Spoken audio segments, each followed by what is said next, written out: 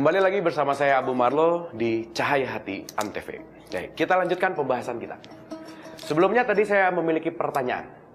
Mana yang lebih wajib antara membaca Al-Quran dan sholat atau sembahyang 5 waktu?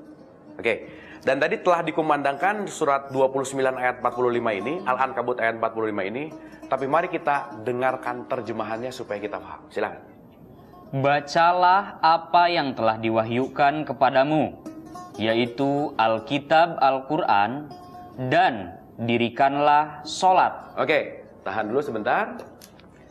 Jelas sekali di sini Allah berfirman, "Utsluma uhiya ilaika minal kitabi wa aqimi sholah." Bacalah kitab Al-Quran dan dirikanlah sholat. Mungkin sebagian besar tadi menjawab bahwa yang paling penting adalah sholat. Yang paling wajib adalah sholat. Padahal di ayat ini dikatakan ada dua perintah yang dititik beratkan di ayat ini. Tidak bisa tidak, ada kalimat bacalah dan ada kalimat dan dirikanlah sholat. Artinya apa pemirsa? Kalau kita melihat dan menelaah secara baik-baik ayat ini, di sini ada dua perintah. Perintah pertama itu adalah bacalah Al-Quran. Perintah kedua adalah dirikanlah sholat. Sehingga apa yang terjadi, masih banyak orang berpikir ketika ditanya mana yang lebih penting, mana yang lebih wajib, baca Quran atau sholat, jawabannya hampir sebagian besar sholat. Jawabannya 90% sholat. Sampai ada seorang ibu yang bertanya sama anaknya, sebagian besar yang ditanya pertama kepada anaknya, "Nak, udah sholat atau belum?" Padahal perintah yang jelas-jelas diperintahkan oleh Allah di sini, bacalah dan dirikanlah sholat. Artinya apa? Dua perintah ini memiliki satu kewajiban, memiliki kewajiban dan memiliki keharusan yang memiliki bobotnya sama. Bahwasannya membacakan Al-Quran dan mendirikan sholat itu dua-duanya diperintahkan oleh Allah. Namun banyak orang yang membaca ayat ini bahkan hafal, bahkan sampai di luar kepala dibacakan, tapi tidak memaknai esensi dari ayat ini sendiri. Bahwasannya bacalah dan sholat, ada kalimat bacalah. Pemirsa di rumah, sekarang mari kita renungkan baik-baik. Apa yang Anda rasakan, yang pemirsa rasakan, ketika satu hari kita tidak melakukan sholat?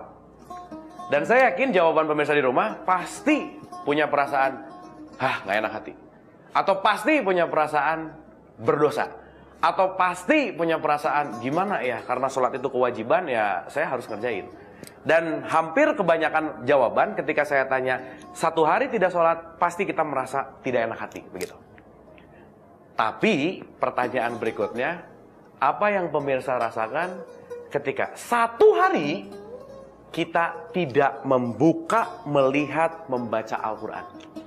Sebagian besar akan merasakan tenang saja. Kenapa?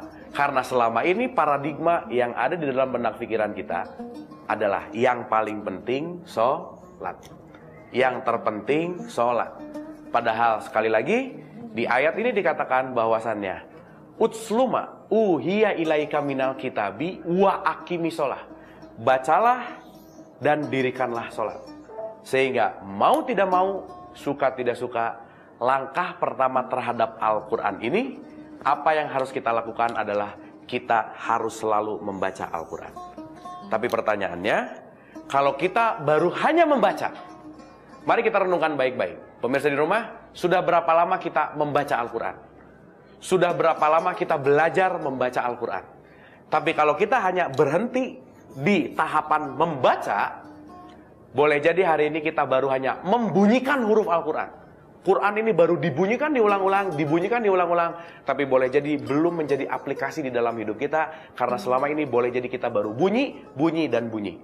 Oleh karena itu, ada tahapan berikutnya setelah Quran harus dibaca.